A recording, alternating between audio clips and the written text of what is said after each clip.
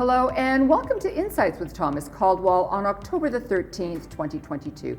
Tom, geopolitical events are overwhelming right now, so what are your comments? Well, you're quite right. There's a lot of them. It's a little bit like having personal issues or personal problems. They never come one at a time. They come in a whole bunch.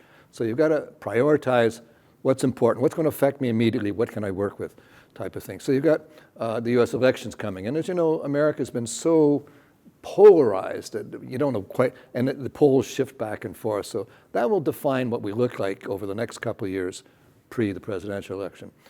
Ukraine is heating up. It's becoming more and more challenging. President Zelensky's even asking for a nuclear strike. So this is getting a little out of hand at some point. Both of them are saying there's no negotiation on Crimea or Donetsk, any of the Russian population areas. And that's where some deal has to be struck. And I think Europe will push for a deal in that area. Interest rates, recession, central banks, all of those are concerned. Right now, I think the focus, from my point of view as an investor, is on the stance of the central banks, the Federal Reserve and the Bank of Canada, vis-a-vis interest rates. Are they going to kill the economy just to contain inflation, which they, by the way, have caused? It's rather kind of strange. My sense is they're not. But as you know, I tend to be a little bit optimistic. Historically, they've overshot. I hope they've learned the lesson this time around.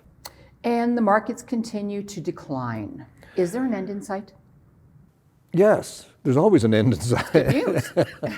I think the key thing is still, as I just mentioned earlier, this interest rate fear that's out there. How damaging are the central banks going to be? And the irony is the governments are still spending money, as if no one has taken economics 101. You're flushing with cash, giving money away, causing inflation on one side, and then tightening the system on the other, which I still believe is an inappropriate tool given a lot of this inflation is supply side. That's what the market's concerned about. They're not getting the message.